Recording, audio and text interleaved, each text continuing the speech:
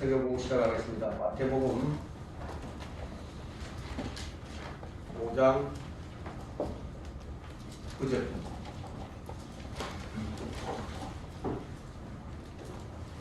오늘은 이제 풀복 중에 이제 7번째 복인 화평케 하는 자들의 복에 관해서 이제 살펴보고자 하는데, 그러나 이제 우리는 이제 교리적인 부분보다는 이제 영적인 부분을 좀 더 살펴볼 것입니다.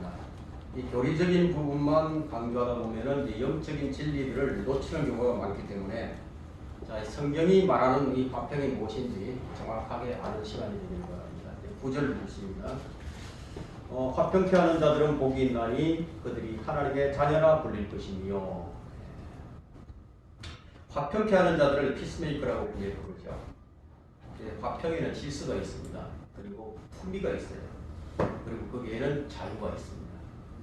성도들은 이 기본적으로 이제 화평케 하는 자가 되어야 하는데, 왜냐하면 하나님은 혼란의 장시자가 아니라 화평의 장시자이시기 때문에, 만일에 이제 내 안에 화평이 없고 혼란과 시기와 다툼과 질투와 분노가 자리하고 있다면 그런 성품은 하나님 주신 성품이 아닙니다. 그럼 다툼은 왜 일어나죠? 다툼은 왜 일어나느냐면 화평하지 못하기 때문에 다툼이 일어나게 됩니다. 이 교회 안에서 형제들 간의 이 불화가 어디서 오는 것인가? 야고보서 4장 1절을 보게 되면요, 너희 중에 다툼과 싸움이 어디서 오느냐고 말합니다. 야고보서 4장 1절에 너희 중에 싸움과 다툼이 어디로부터 오느냐? 너희 지체들 속에서 싸우고 있는 너희 정욕들로부터 오는 것이 아니냐? 항상 우리 지체 속에 있는 이 정욕이 문제입니다. 먼저 이 문제를 해결하지 않고서는 결코 화평케 하는 자들이 될 수가 없습니다. 이 복 있는 자가 될 수 없다는 얘기죠. 우리가 멀리 해야 할 대상이 먼 곳에 있는 것이 아니라 가장 가까운 곳에 있습니다. 바로 우리 안에 있어요. 베드로는 이 대상을 멀리 하라고 했습니다. 베드로전서 2장 11절 한번 펼쳐보세요.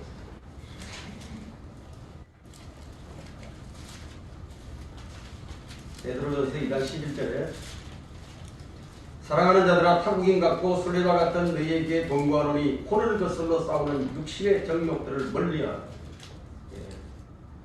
정욕들을 멀리하라고 했죠. 언제나 문제는 육신의 정욕이 문제입니다.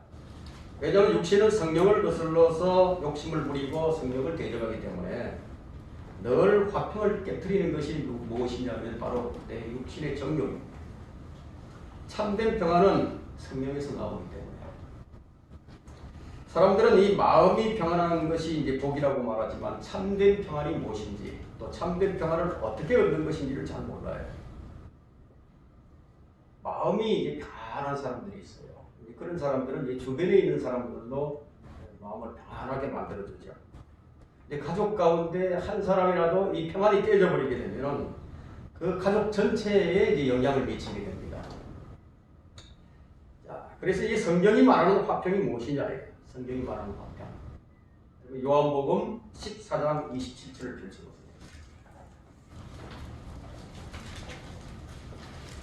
요한복음 14장 27절.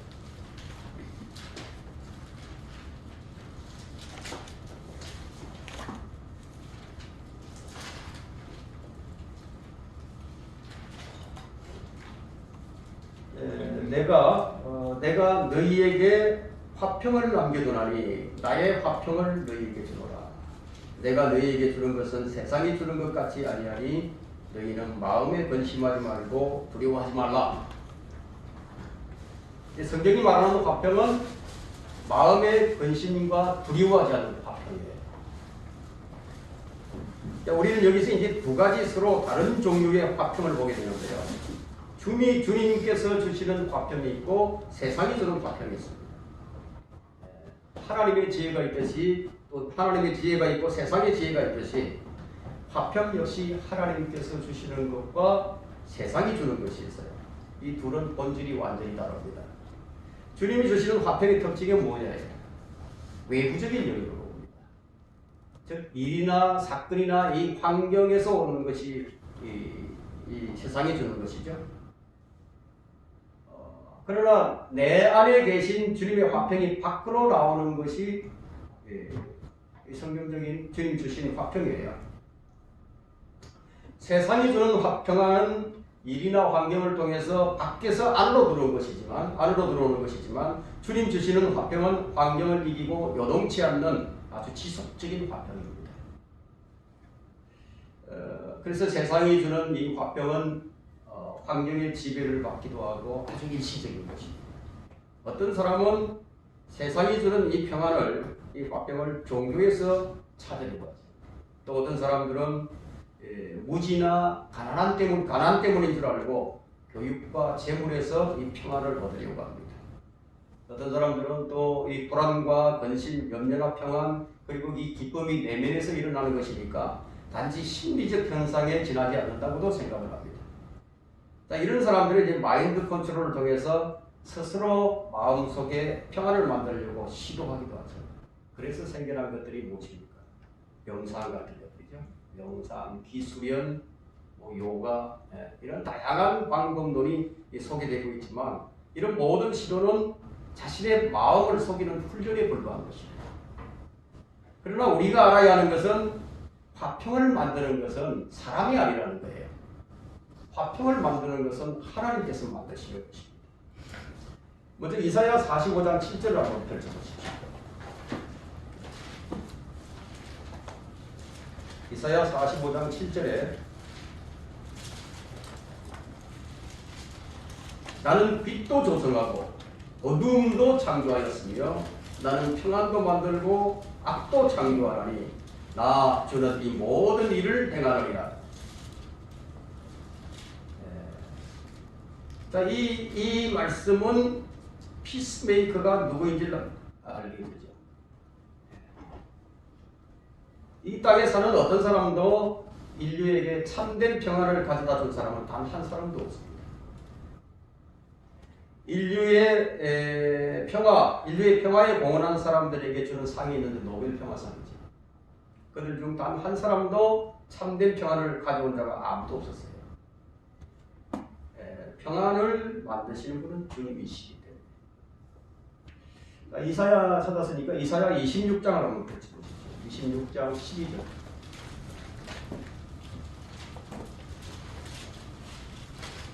이사야 26장 12절. 주여 주께서 우리를 위하여 화평을 정해 놓으시리니 이는 주께서 또한 우리의 모든 일을 우리 안에서 행하셨음이니이다. 평화, 전쟁과 평화는 주님이 정하시는 빛도 어두움도 평안도 악도 모두 주님이 만드신 것이에요. 만드신 그분께서 우리 안에서 역사를 하십니다. 빌립보서 2장 13절을 보게 되면 이는 너희 안에서 역사하시는 분이 하나님이시기 때문이니, 우리 안에서 역사하시는 분이 하나님이시다. 그분은 너희로 그분의 선한 기쁘심에 따라 뜻을 두고 행하게 하시느니라. 자, 주님께서 우리를 위하여 정해놓으신 이 화평이란 교리도 아니고 지식도 아니에요. 주님께서 정해놓으신 이 화평은 바로 주 예수 그리스도십니다. 아담이 범죄한 순간부터 화평을 잃어버린 우리를 위해서 하나님께서 정하신 화평이 누구냐? 주 예수 그리스도십니다. 하나님 자신을 우리의 화평을 위해 화평의 제물이 되신 거예요. 이사야 53장 5절을 한번 펼쳐보겠습니다. 이사야 53장. 여기 이제 확인을 내보면,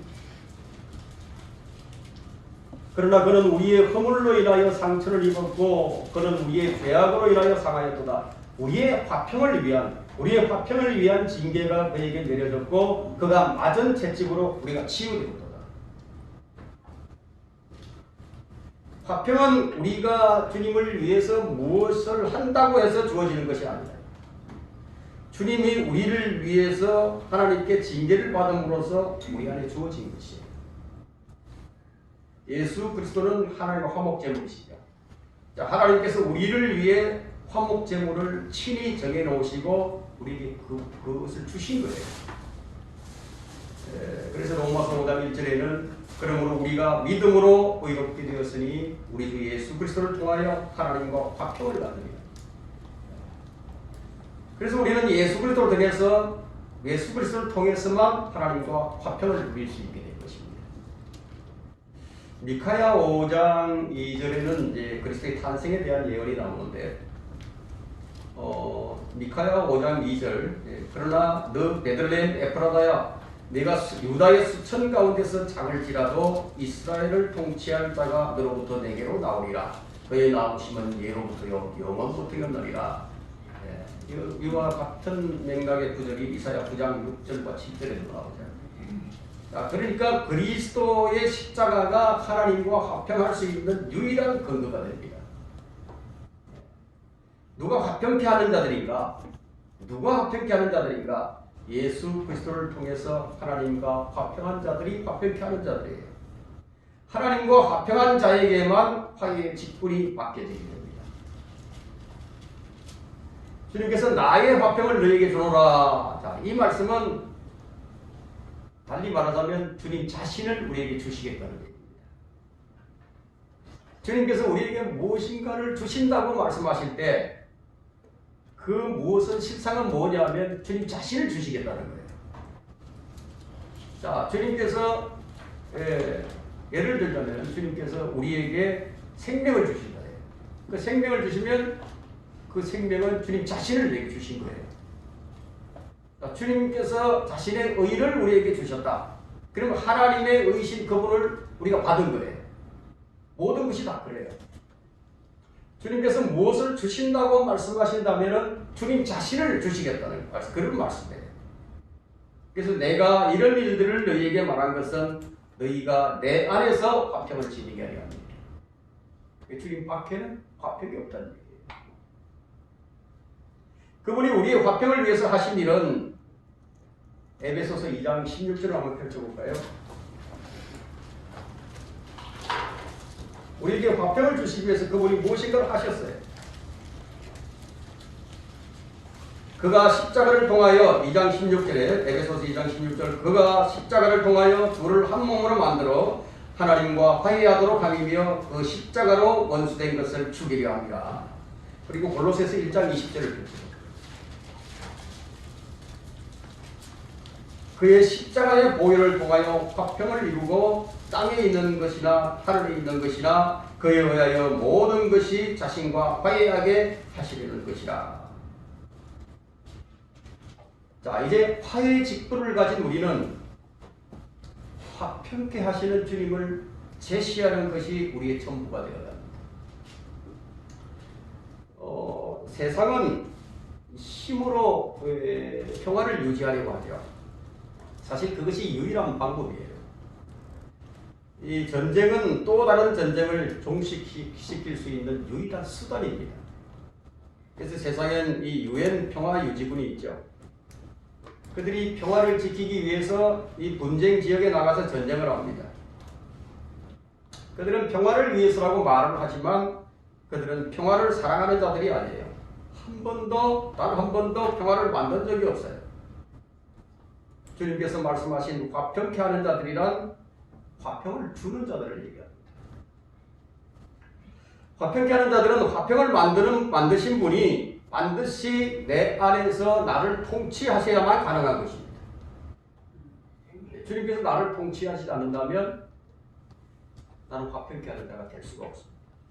화평은 왜냐하면 성령의 열매이기 때문에. 우리는 그 열매를 다른 사람들에게 값없이 줘야 합니다. 우리 민족은 다른 민족에 비해서 아주 평화에는 매우 민감한 민족입니다.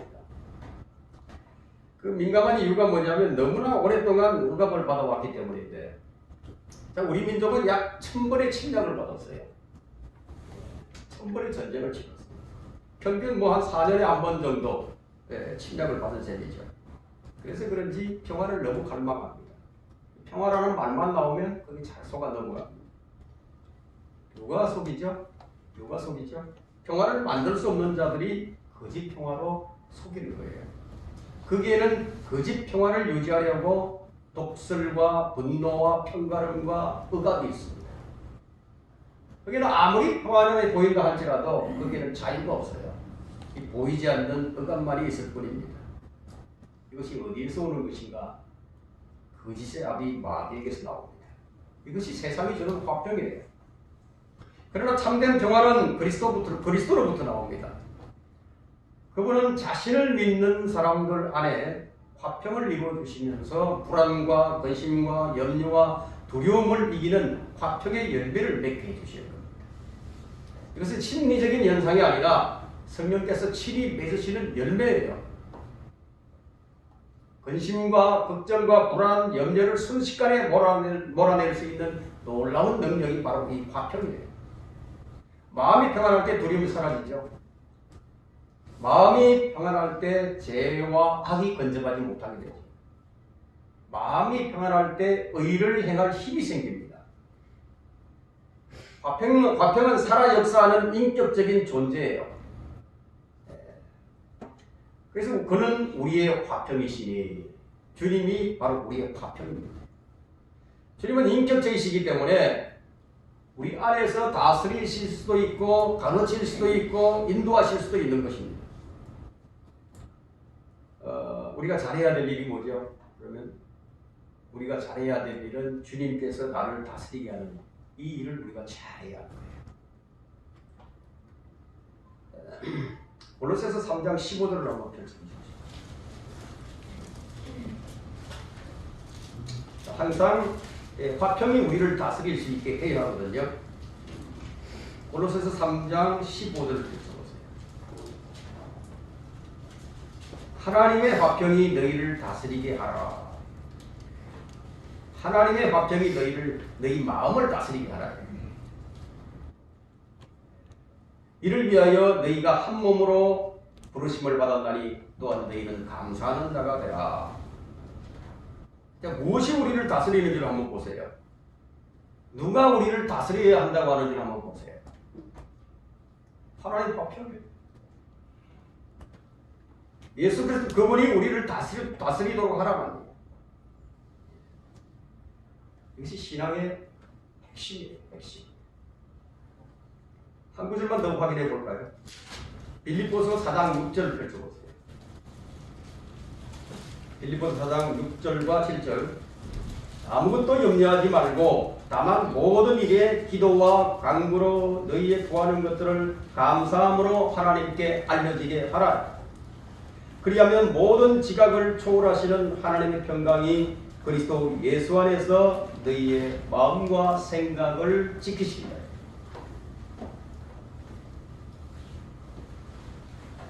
하나님의 평강이 우리의 마음과 생각을 지키는 거예요. 아무것도 염려하지 말라고 했죠. 그리고 모든 일은 기도와 간구로서 감사함으로 하나님께 알려지게 하라는 거예요. 이것이 우리의 생각과 마음을 지킬 수 있는 비결이에요. 이것을 잘해야 합니다. 말하자면 우리 마음에 그리스도로 충만해질 때 그분께서 우리 마음을 평강으로 다스리시고 지키시다는 얘기예요. 이때가 화평케 하는 자가 될 때입니다. 예수 그리스도가 우리의 화평이 될 때 비로소 그는 화평케 하는 자가 되는 것입니다. 우리는 먼저 어떤 사람이 되는가가 더 중요한 거예요. 어떤 사람이 되는가. 구원받은 후 그분이 내 안에서 주인된 권리를 행사하지 못하는 일만 계속하고 있다면 어찌 화평케 하는 자라고 할 수 있겠어요? 주님은 나를 다스리시고 나를 통해 일하시는 것이 바로 믿음의 길이에요. 내가 사는 것이 아니라 내 안에 주님께서 사시는 것이 바로 우리 성도의 삶입니다. 주님은 어떤 사람에게 화평을 주시는지를 확인해 보도록 하겠습니다. 첫째, 마음을 주님께 의탁하는 사람에게 화평을 주십니다. 하지만 마음을 온전히 주님께 의탁하는 일은 그리 쉽지 않은 일이에요. 이것이 잘 안 되죠. 주께서는 마음을 주께 의탁하는 사람을 완전한 화평 속에서 지키시리니 이는 그 사람이 주를 의뢰함이니이다. 이사야 26장 3절에 말씀하셨죠. 근데 내 안에 평강이 없다. 그러면 내가 지금 주님을 신뢰하지 않고 있다는 것이에요. 주님은 온전한 마음을 원하세요. 온전한 마음. 근데 내 마음이 지금 일부만 마음을 주님께 주고 다른 곳에 내 마음이 가 있다면 온전한 평강은 기대하지 않는 것이 좋습니다. 왜냐하면 그것은 주님의 일부만 내가 취하겠다고 하는 것과 똑같기 때문에 주님은 온전한 마음을 원하세요. 사람의 마음과 생각은 변화무쌍합니다. 그래서 이 평온을 유지하기가 매우 힘들어요. 마치 파도가 쳐서 물이 요동하는 것처럼 불안하거나 분노가 치밀어 오르거나 그럴 때는 어김없이 내 마음이 주님을 신뢰하지 않고 있다는 증거예요. 그 자신을 보고 있다거나 아니면 환경을 볼 때 기록된 주의 말씀 대신에 자기 생각 속에 자신을 가둬두고 이 상념에 잠겨버린다면 평온을 유지하기가 힘든 것입니다. 그러나 주의 말씀이 내 마음에 찾아들면 어느새 마음속에 이 노도와 같았던 이 파도가요 아주 잠잠해지고 금방 고요해지는 그런 평강을 누리게 됩니다. 둘째, 하나님의 말씀을 사랑하는 자에게는 큰 평안이 주어집니다. 시편 119편 165절.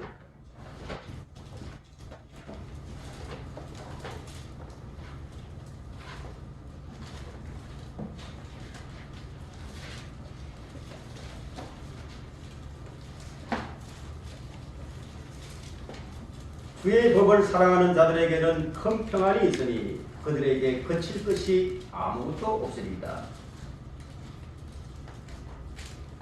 성도들이 마음의 평강을 잃어버릴 때가 언제일까? 한번 잘 생각을 해보세요. 여러분 마음의 평강을 잃어버릴 때 무엇인가 다른 것에 깊이 심취해 있을 때입니다. 여러분 TV를 계속 오랫동안 한번 봐보세요. 유튜브에 너무 시간을 빼앗겨 보세요. 다른 것들이 내 마음과 생각을 지배하기 시작할 때 마음의 평안은 뭐 안개처럼 다 사라져버리고 없을 겁니다. 여러분 안에 큰 평안을 얻고 싶다면 말씀을 마음에 간직하는 사람이 되어야 합니다.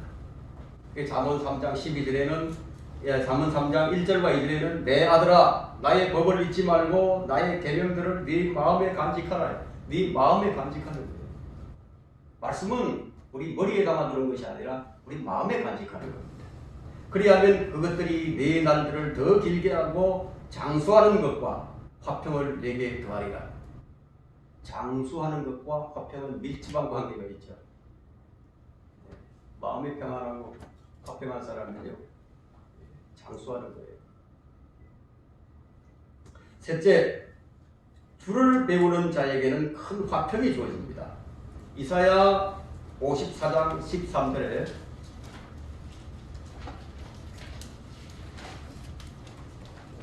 내 모든 자식들은 주를 배울 것이며 네 자식들이 화평이 크리라. 네 자식들의 화평이 크리라. 자식들을 어떻게 가르쳐야 할지를 지금 말해줍니다. 자, 하나님은 아버지세요. 하나님 아버지께서 자녀들을 무엇으로 가르치시죠? 진리로 가르치십니다. 때로는 음악에도 가르치시고 때로는 자상하게 가르쳐 주시기도 하십니다. 자, 주님은 구원의 대장으로서 그리스도의 군사된 우리들을 훈련시키십니다.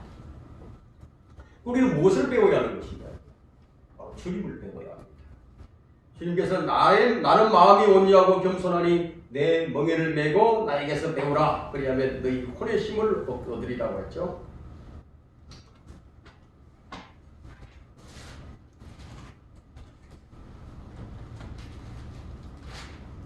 자, 에베소서 4장 21절인데요. 20절부터 보면 그러나 너희는 그리스도를 그렇게 배우지 아니하였느니라. 무엇을 배우느냐? 그리스도를 배운다고 했습니다. 에베소서 4장 20절에요. 진리가 예수 안에 있는 바와 같이 과연 너희가 그에게서 듣고 그에 의해 배웠을진데 우리는 그리스도를 배우는 겁니다. 넷째, 주의 말씀에 경청하면 화평이 강같이 흐르게 됩니다. 자, 이사야 48장 18절인데요.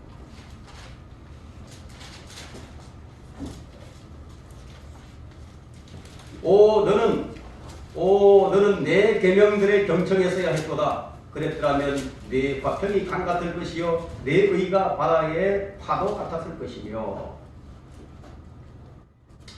이 경청한다는 말은 무슨 뜻이냐면 이 말씀을 이 마음에 받는 것을 말합니다. 주님은 들을 귀 있는 자는 들을지어다 말씀하셨죠. 이 말씀을 자주 하셨어요. 들을 귀 있는 자는 들을지어다. 들을 수 있는 귀를 가지고 듣는 것이 바로 경청하는 것입니다. 아무리 잘 가르치더라도 듣지 않으면 무슨 소리 있겠습니까? 이 경청한다는 것은 귀의 문제가 아니라 마음의 문제. 이제 구약 시대에 이제 히브리 종들이 자원에서 주인에게 평생토록 종이 되겠다. 평생토록 종으로서 귀속되고자 할 때 이제 성문에 있는 그 재판관을 이뤄가서 귀를 뚫는 관습이 있었어요. 왜 귀를 뚫죠? 다른 데서 뚫지 않고 이제 귀를 뚫는다는 것은 이제 복종하겠다는 그런 종의 표식이에요. 귀는 듣는 기관입니다.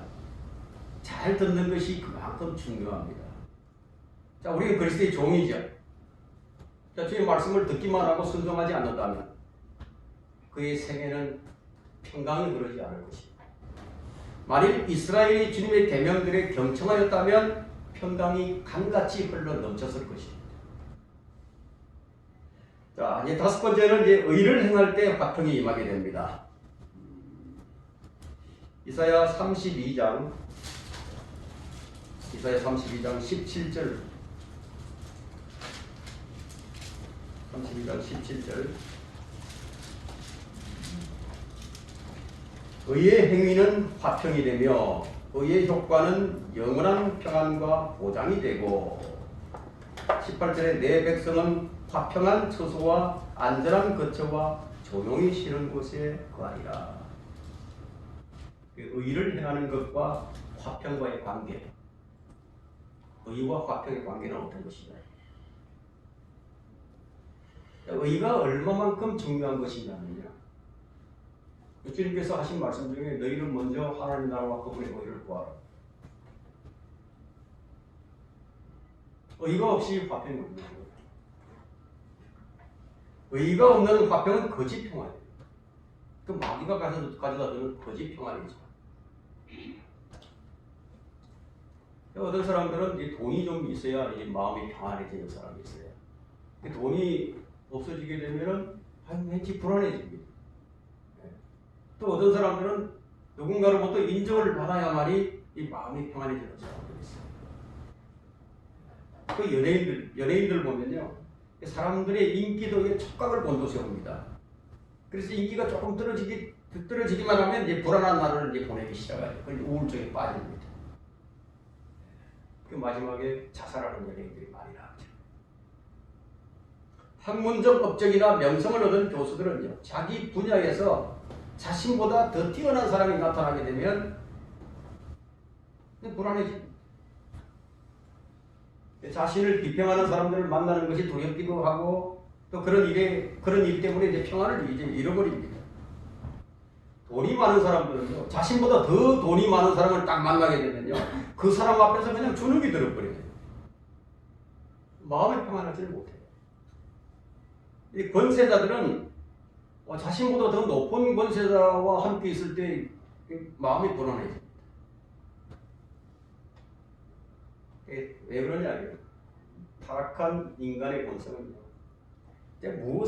무엇을 소유를 함으로써 평안을 얻고자 하는 거예요. 무엇을 소유해야만 평안이 주어지는 것 같아요. 자, 그렇게 해서 얻은 평안은 비교 대상이 있기 때문에 항상 비교를 하게 됩니다.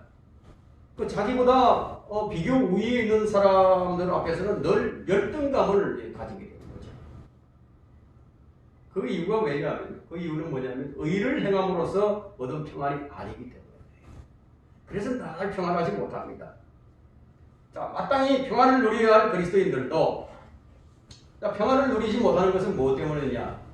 서로 비교하기 때문이에요. 서로 비교를 해요. 여러분 고린도후서 10장 12절을 펼쳐보세요.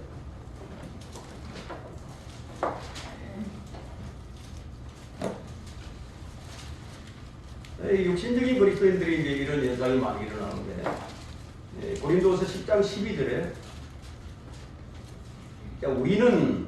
우리는 성도들이죠. 우리는 우리 자신을 간이 자기를 칭찬하는 어떤 사람들과 같은 부류로 나누거나 비교하지 않으나 그들은 자기들 가운데서 스스로를 측정하고 자기들끼리 비교하니 현명하지 못하는 것이라. 그리스도인은 서로 이 비교의 대상이 아닙니다. 그리스도인은 비교의 대상이 아니라 서로 사랑해야 할 대상이고 서로 존중하고 위로하고 격려하고 세워주는 대상이죠. 그 의를 행하는 자들은 결코 자기들끼리 비교하지 않아요. 의의 행위가 무엇인가 하면요, 이사야 37장 17절이 말해줍니다. 이사야 32장 17절에 32장 17절과 18절. 의의 행위는 화평이 되며 의의 효과는 영원한 평안과 보장이 되고 내 백성은 화평한 처소와 안전한 거처와 조용히 쉬는 곳에 거하리라. 화평의 행위의 결과에 의와 화평은 이 동전 양면과도 같아서 하나가 따로 떨어져서 존재할 수가 없습니다. 그래서 시편 85편 10절에는 자비와 진리가 함께 만났고 의와 화평이 서로 입맞추어 도다, 이런 말씀이 있습니다. 그러니까 뗄래야 뗄 수가 없는 것이죠. 자, 결론을 말하자면 이제 화평의 비결은요, 성령 충만함이 있습니다. 갈라디아서 5장 22절에 그러나 성령의 열매는 사랑과 기쁨과 화평과 오래 참음과 친절과 선함과 믿음과 온유와 절제니 그러한 것을 반대할 법이 없느니라. 화평은 성령의 열매예요. 씨앗이 뿌려져 나무가 되어 열매를 맺죠. 자, 열매는 생명의 결과이지 일이나 행위의 결과가 아니라는 것입니다. 내가 너에게 한 말은 영이요 생명이라. 자, 이 말씀이 마음밭에 뿌려지고 자라나야 비로소 열매를 맺게 됩니다. 그 성령의 열매를 맺으려면 우리는 그리스도 안에 꾸준히 거하는 것, 그것 외에는 달리 방법이 없어요.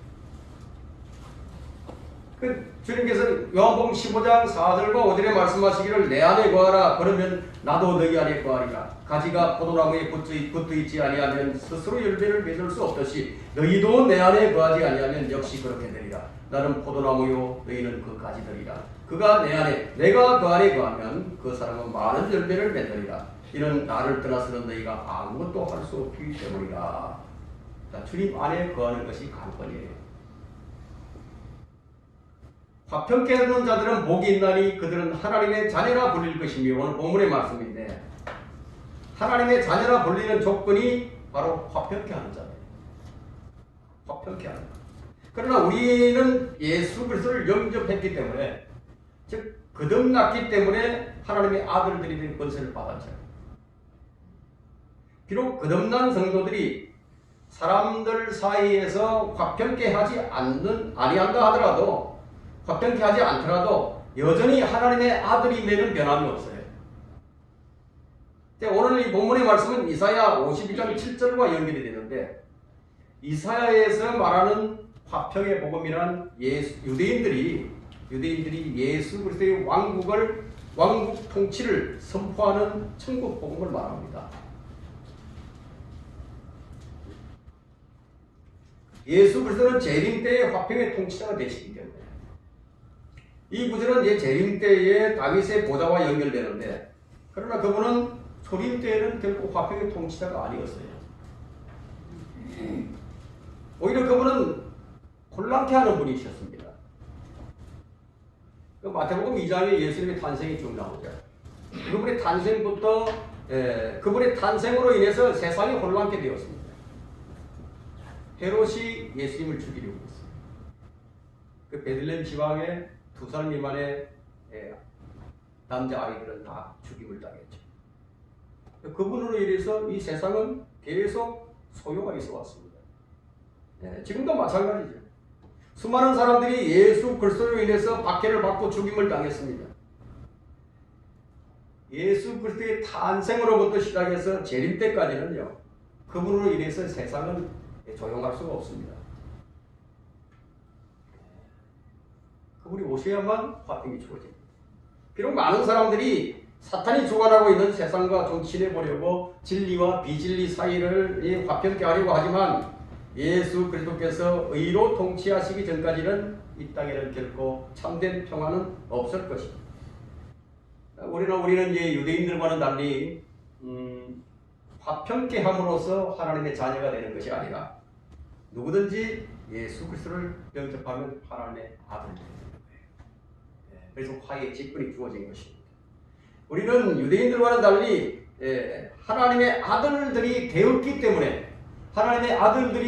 때문에 화평케 하는 자가 되어야 합니다. 하나님의 아들들의 권세는 무엇이죠? 하나님의 아들들이 되는 권세를 주셨다 했는데 그 권세는 땅을 통치하는 왕권을 소유하는 것입니다. 통치권을 가지게 됩니다.